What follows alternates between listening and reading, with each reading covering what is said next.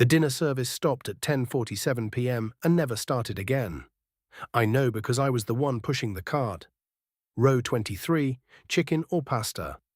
The man in the aisle seat had just said pasta. He had the word still sitting in his mouth when the cabin lights dropped to that color, the color a swimming pool turns when the sun goes behind a cloud, only colder, only deeper, and his jaw stopped moving. The fork in his hand stopped halfway to the tray. The little plastic cup of red wine he was holding in his other hand tilted 3 degrees off vertical and held there, perfectly still, like the glass had been told to wait. I want you to understand something. I have worked this job for 14 years. I have seen bad turbulence, the kind where a 737 drops 800 feet in 2 seconds and the galley becomes a snow globe of soda cans. I have seen a man die between Atlanta and Frankfurt. I have seen a baby be born over Greenland in 4C while the mother apologized in 3 different languages for the noise. I know what a cabin sounds like when something is wrong, and I know what a cabin sounds like when something is impossible. This was the second one. There were 184 passengers between me and the cockpit. None of them were breathing, not one. Not the woman in 14C with the toddler in her lap. Not the elderly man in 22F who had been clutching a rosary since takeoff. Not the businessman in 31A who had ordered 3 little bottles of Jack Daniels in a row. They were all sitting upright. Their chests were not rising. They were not dead. Death has a posture, and this was not it. They were paused, the way a movie looks when someone steps on the remote. Except one. The businessman in 7A was breathing. Quiet. Even. The way a man breathes who is reading a paperback and is in no hurry to finish the chapter. His shoulders rose. His shoulders fell. The cabin air moved in and out of him at exactly the rate it had been moving since takeoff, and the rest of the plane sat around him like an audience that had agreed, very politely, not to interrupt. He turned his head, just slightly, toward the back of the plane. He did not look at me. He did not need to.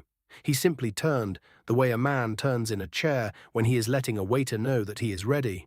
He was waiting for me to walk to him. Let me start from the beginning. My name is Maria. I have been a flight attendant for 14 years, the last 9 on transcontinental routes for one of the 3 legacy carriers in the United States. I am not going to tell you which one. If you have flown out of LAX or JFK in the last decade, you have probably been on one of my flights.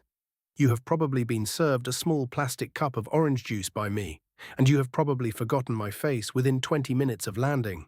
That is the job. We are designed to be forgettable. The seatbelt demonstration is forgettable. The smile is forgettable. We are the soft, courteous wallpaper of your travel day, and our job is to make sure you do not notice us until something goes wrong, and then to make absolutely sure that, even when it does, you still don't. That is the surface of this job. Underneath, there are rules. Some you learn in training, in the official binder. Most you learn in the galley, after the curtain is pulled, when the senior crew decide whether or not they trust you enough to share them. The official rules are about exits and oxygen masks. The galley rules are about which captains drink, which routes have ghosts, and which seats are blocked for reasons no one will ever put in writing. The first rule I ever learned was about seat 7A. The flight attendant manual is a real document. It is reviewed by lawyers. It is updated quarterly. It is not the kind of book that has missing pages. It is hardbound. It is numbered. Every page is signed for. And yet, on my first day, my trainer, a woman named Karen, who had been flying since the Reagan administration, handed me my manual, and the page numbers jumped from 6 to 8. I asked her about it. She didn't look up. She told me, in the flat voice of a person reading aloud from a card she had read 1,000 times, that page 7 was reserved. She told me not to ask the airline, not to ask the union, not to ask the FAA. She told me that if I ever flew the LAX to JFK red-eye and a passenger was assigned to seat 7A in business class, I was not to interact with him beyond the basic service. I was not to look at his face. I was not to ask his name. I was not to refill his glass. If he was sleeping, I was to let him sleep. If he was awake, I was to finish my sentence and walk away. I was not to stand in that row longer than 30 seconds. I asked if she was joking. She looked up, just long enough to make sure I was still there, and told me very quietly that I was not yet paid enough to be joked with. That was page 7. For 9 years on Transcon, I followed it automatically, the way muscle remembers. I worked the LAX to JFK red-eye twice a month, on average. 216 flights. On every single one of them, seat 7A was empty. I assumed the airline blocked it. I assumed there was a story behind the rule the way there are stories behind every airline superstition. The captain who won't fly on the 13th. The gate at O'Hare with 3 Saints medals taped under the desk. And I assumed the story didn't matter because rules about empty seats are easy to follow. 6 weeks ago, a passenger sat down in 7A. It was a Tuesday. Flight 1147, scheduled departure 10:15 p.m. Pacific, arriving JFK at 6:32 a.m. Eastern. I want to be very specific about that flight number because of what comes later. Flight 1147, LAX to JFK, red-eye. The same number we ran every Tuesday and every Thursday, the same number printed on the gate screen above gate B22, the same number announced over the PA in the captain's calm and pleasant voice. The lead flight attendant that night was Vera. Vera was 61. She had been with the airline since she was 26, which meant she had been working this job since 1991. She never raised her voice and never had to, because she had a way of looking at a misbehaving passenger that made them remember they had a mother. The rest of us suspected, half-jokingly, that she did not actually have an apartment on the ground anywhere, that she simply rotated between layover hotels and used the airline as a forwarding address. I liked Vera. I liked her so much that I never asked her about page 7, because some part of me already understood that whatever was on page 7, Vera knew, and whatever Vera knew, she had decided a long time ago not to share. I was the one who saw it first. Halfway through boarding, I checked the seat assignments against the manifest, the way I always do. Row 7, business class. Seat A, assigned. Passenger name printed in clean black sans serif. H. Calloway. I went to find Vera. She was in the forward galley, her back to me, her hands very still over a tray of waters. Vera, I said, 7A is occupied tonight. She did not turn around. She did not move at all for what felt, in that moment, like a long time. Then she said very quietly, "Are you sure?" I told her yes. I told her the gate must have made a mistake. I told her I would walk back and ask the agent to reseat him. She turned. Her face was the calmest I have ever seen it, and her eyes were the most afraid. I asked her what she meant by paid. She did not answer. She told me to do the demo. She told me to push the cart. She told me that for the rest of the flight, I was not to stand in row 7 for any reason. If a passenger in row 8 rang a call button, I was to come up the aisle from the rear, deliver and turn back. If row 6 rang, I was to come from the front. The middle of that row did not exist for me tonight. She said it the way a doctor tells a patient not to look directly at a wound. He was a man in his 50s, dark suit, white shirt, no tie. A wedding band on his left hand. A leather briefcase under the seat in front of him, the kind that hasn't been manufactured in 30 years, soft brown leather, brass latches, corners worn round. He had not made eye contact with anyone during boarding. He had walked onto the plane, sat down, fastened his seatbelt, and stopped moving.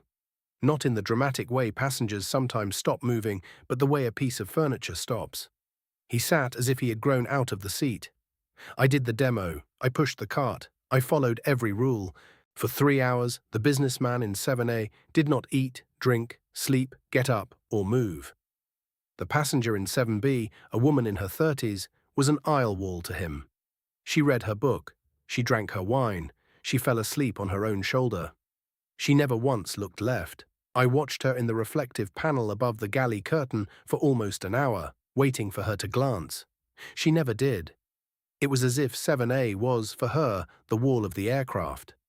3 hours in, somewhere over Kansas, a passenger in row 8 pressed a call button. Standard request. Water. I came up the aisle from the rear, the way Vera had told me to.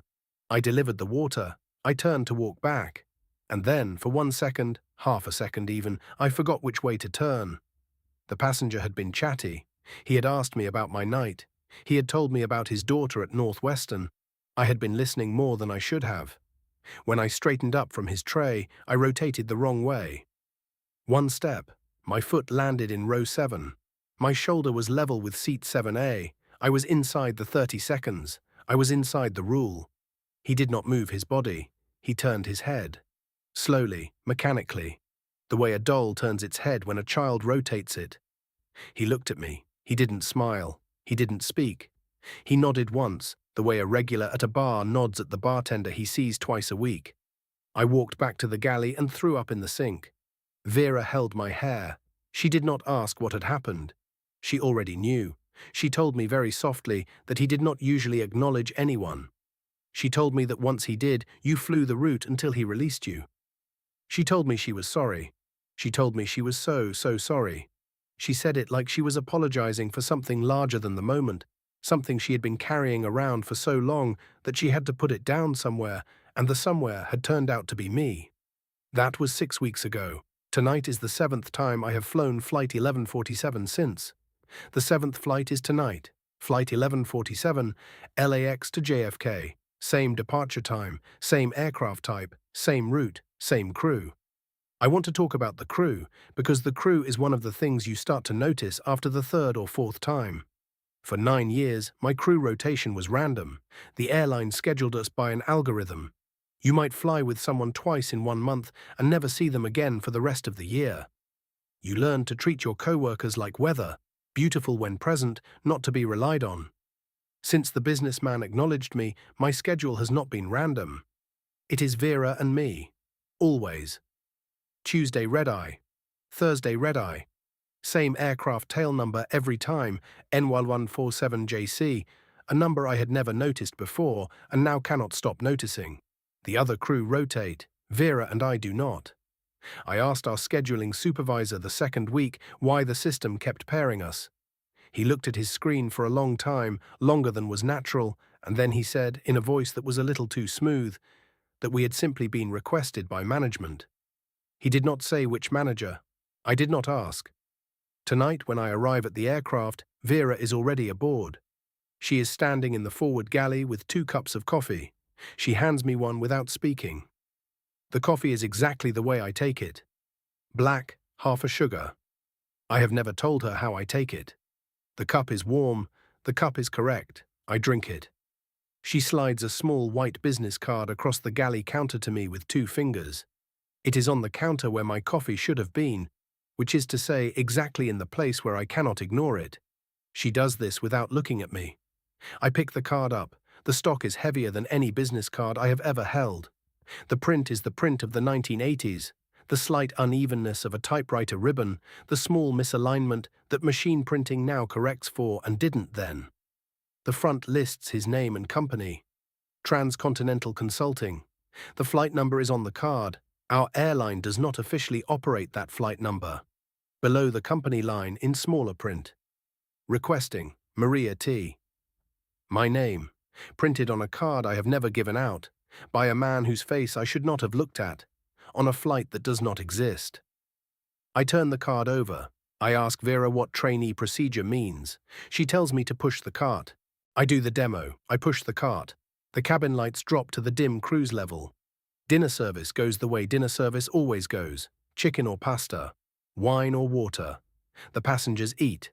The passengers watch movies. The passengers fall asleep with their headphones on. There is nothing wrong about any of it until the moment 3 hours in when there is nothing right. 3 hours in, somewhere over Kansas, exactly where it happened the first time, exactly where the geography of the flight crosses the dateline of the rule. The cabin goes quiet in the way I told you about at the beginning of this video. Every passenger frozen mid-bite, every passenger except him. Tonight he does not turn his head and wait for me to come to him. Tonight he raises one hand, polite, the way a passenger in first class signals for another glass of wine. The gesture is so ordinary that it makes the rest of the cabin look more impossible. He is not haunting the plane. He is summoning service. He is calling me to row 7. I have been a flight attendant for 14 years. I know how to walk down an aisle. The walk is the easiest part of the job. Tonight the walk is the longest thing I have ever done. I count the rows. 23, 22, 21. The frozen faces on either side of me do not turn. The little plastic cup of red wine in 19D is still tilted 3 degrees, exactly as it was, the surface tension holding the liquid back. I pass row 8. I pass row 7. I stop. Vera is already there. I had not seen her leave the galley. She is standing at row 7 in her crew uniform, her hands folded in front of her, and she is not looking at me. She is looking at him. She is waiting. Vera reaches into her jacket pocket and pulls out a manifest. It is paper. It is yellowed at the edges. The corners are soft from being folded and unfolded for a very long time, the way a child's birthday card becomes soft after enough years in a wallet. The header reads, Flight 1147, LAX, JFK, departure, 10:15 PDT, date 03/14/1991. Flight 1147 went down over the Atlantic on March 14, 1991. All souls lost. 87 passengers, 5 crew. The flight number was retired the following spring. Our airline does not operate a Flight 1147. The schedule does not list it. The manifest system does not generate it. If you go to our website right now and try to book yourself on Flight 1147, the website will tell you the flight does not exist. But every Tuesday and every Thursday, an aircraft pushes back from gate B22 at LAX at 10:15 p.m. Pacific, and the captain announces over the PA, in a calm and pleasant voice, that we are commencing our service for Flight 1147 to JFK, and the passengers in their seats nod, because the flight number on the screen at the gate said something different, and they did not notice the change. None of them notice. I have stood at the front of this aircraft and watched 200 people fail to notice that the flight number announced over their heads is the worst aviation accident on this airline's books. The not noticing is part of the deal. They are not being deceived. They are being cushioned. The flight is real to them in the way a dream is real. Vera tells me this in a flat, slow whisper. She tells me she has been flying this route since 1991. She tells me she was 26 years old when she took the seat. She tells me she has flown it for 35 years. She reaches into the same pocket and pulls out a photograph. She tells me this is her training class. She tells me they all flew Flight 1147 the night of the crash. She tells me she traded shifts with another attendant, a woman named Diane, on the morning of March 14, 1991, because Diane's mother was sick, and Vera felt she could be generous. Diane took her seat on Flight 1147. Diane's name is on the manifest in her hand, halfway down the page, stamped deceased in faded red. Vera was the only one of her training class who did not fly that night. The rest of the names on the photograph, 5 young people in matching uniforms smiling in front of an L-1011, are also on the manifest. Vera knows this because she has carried the manifest in her pocket every shift for 35 years, and she has read every name out loud to herself before takeoff, every flight, the way some people pray. She tells me that 2 days after the crash, she was assigned to a Tuesday red-eye, LAX, to JFK, on a flight that was not numbered 1147 but ran the same route at the same time. She tells me that the businessman was in 7A. She tells me that Diane's name was printed on the boarding pass he handed her at the start of service, with the words, "This was yours," written across the top in pencil. She tells me that he offered her a deal at the back of the galley, in a voice so kind it was almost unbearable. She tells me she has flown the route for 35 years. She tells me she has trained 6 other attendants in that time. Each of them flew until he released them. She does not know what happened to any of them. She has tried over the years to find them, to look up their names, to call their old numbers, and every search has come back the way every search comes back when you look for someone who has been quietly lifted out of the world. No obituary, no forwarding address, no record at all that they had ever worked for the airline except in her own private memory, which she has begun to mistrust. She tells me she is tired. She turns to me. I understand then that the rule about page 7 was never about the businessman. The rule was about Vera. The rule was about every Vera who had come before her, every senior crew lead going all the way back to the first one, the one who had been the first to walk a young trainee deliberately into row 7. The rule existed because the senior crew was choosing successors, one trainee at a time, for 35 years. It is not a haunting, it is an apprenticeship. The cabin crew handbook has a missing page because the missing page is the door the senior crew opens for the next girl, when the senior crew is tired enough. I look at the businessman in 7A. He looks back, and this time I let myself see his face. His face is not a face. I want to be honest about that because I think the honesty matters.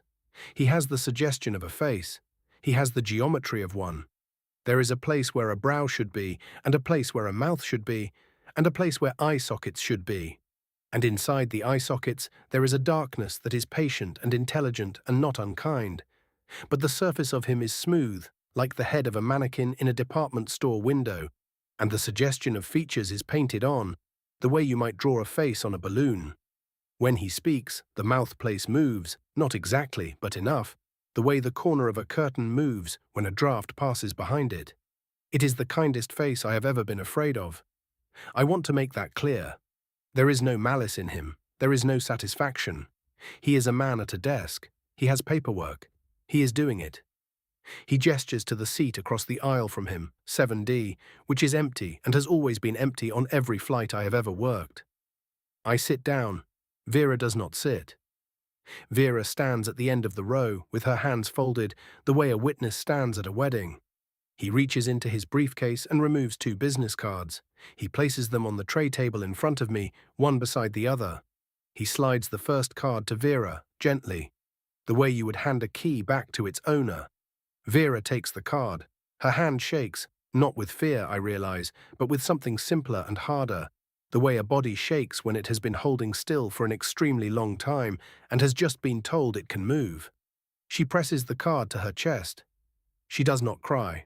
I think she has used up all of her crying somewhere over the Atlantic a long time ago. He turns to me. I ask him what happens if I refuse. He does not seem surprised by the question. He has been answering it for 35 years. He folds his hands and explains, in the patient tone of a man going over a contract with a client he knows will sign. The plane will land on time. The other passengers will wake up. They will not remember any of this. The cabin crew on this aircraft will not remember me. My name will be removed from the schedule by 7 a.m. My apartment will be rented by the end of the week. My mother in Albuquerque will receive a letter informing her I went missing on a layover. There will be a small service. A photograph of me will be in the local paper for one Sunday. After that, no one will think of me again. Refusal, he says, is not a punishment. Refusal is an erasure. He is asking me to choose between something and nothing. I ask him why he needs 2. I ask him who he is. He smiles with a mouth that is only the suggestion of a mouth. The smile is, like everything else about him, polite. He places a 3rd card on the tray. C Park, Cassandra Park. The trainee I was assigned to mentor this month. 22 years old, first week. She has my old route, the easy domestic loops, Vegas and Phoenix and back. I had coffee with her on Monday before our briefing. She told me about her cat, a fat orange Tom named Dumpling. She told me she had never been to JFK. She told me her mother was proud of her, really proud, the way you say it when you are still surprised by it. She told me she had wanted to be a flight attendant since she was 9 years old. Vera makes a sound, very small, behind me. It is not a word. It is the sound a person makes when their last hope has just been used as a bargaining chip. A flinch made out of breath. I sit there for a moment longer than I should. I think about my mother in Albuquerque. I think about Cassandra's mother, who is proud. I think about the orange Tom named Dumpling. I think about the fact that I am 36 and Cassandra is 22, and that between us, I am the one who has had time. I am not making a noble choice. I want you to know that. I am not a hero. I am a tired woman in a uniform who has run the math and noticed that the math does not work in any direction except one. The businessman nods once. The blue light fades. The passengers thaw. Forks find mouths. Conversations resume in the middle of sentences. The woman in 7B reaches for her wine and does not look left. The businessman in 31A flags me down for a 4th Jack Daniels, and I tell him, with the practiced courtesy of 14 years, that we have begun our descent and the bar is closed for landing. He apologizes. He does not remember asking. Nobody, anywhere on this plane, has any idea what just happened. We land at LAX at 6:32 a.m. Eastern, which is 3:32 a.m. Pacific, which is the time the schedule promises and the wall clock denies. We are in 2 time zones at once. We have been for 35 years. Vera and I stay in our jump seats during deplaning. The other crew does not see us. They walk past us with the cleaning crew, and they do not say goodbye. They never do. We are not on tonight's manifest, which is the manifest that exists. We are on a different manifest, which is the manifest that does not. I watch a junior flight attendant I have worked with twice this month walk down the aisle, wiping headrests with disinfectant, and her eyes pass over my face the way her eyes would pass over a curtain, registering it as a feature of the cabin and then immediately forgetting it. When the cabin is empty, Vera stands up. She straightens her uniform. That small automatic gesture, the tug at the hem, the smoothing of the lapel. She kisses the top of my head the way an aunt would. She walks down the jet bridge into the terminal. She does not look back. I stand at the cabin window. I watch her go. The terminal absorbs her. She does not arrive at any gate. She does not pick up a bag at any carousel. The airline does not file paperwork for her retirement. By Friday, the people who flew with her last week will not be able to remember her name without effort. I hope, wherever she goes, it is somewhere with no aircraft. The cabin behind me begins to fill again. New passengers, none looking at me. The cleaning crew has moved on. The captain is back in the cockpit. I never saw him leave. The aircraft has not been refueled because the aircraft does not need fuel. One of the small impossibilities the airline absorbs into its budget. The fuel truck pulls up. The fuel truck pulls away. The gauge does not move. Nobody comments. I take my position at the rear galley. I pick up the demo placard. I prepare to push the cart. A new attendant boards in the front. She is young. Her uniform is too crisp. She has the bright, frightened, eager smile of someone who has not yet learned which questions she is not allowed to ask. She is here because I signed the card. She is, technically, not the next one. I am, she is the one after, my eventual replacement, whom I will spend the next 20 years pretending to mentor while actually preparing for her. She thinks she has been promoted to the prestigious Transcon route ahead of schedule because her supervisor saw something in her. Her supervisor did. So did I. So did the businessman in 7A. She comes over to introduce herself to me. She does not recognize me because we have never met. Not in this version of the route. The Maria she had coffee with on Monday is a person whose name slid out of her records at 7 a.m. this morning. She shakes my hand. She tells me she is so excited to be here. She tells me her cat is named Dumpling. I smile and nod and tell her, with the practiced courtesy of 14 years, that the lead flight attendant tonight will go over the manual with her in the galley, and that there is a page she should pay particular attention to. The cabin lights dim. The engines spool. The aircraft pushes back from the gate. C. Park does the seatbelt demonstration in the forward aisle with a bright, frightened smile. I do mine at the rear. The businessman in 7A folds his hands in his lap and watches her, the way a man might watch a clock that is about to chime.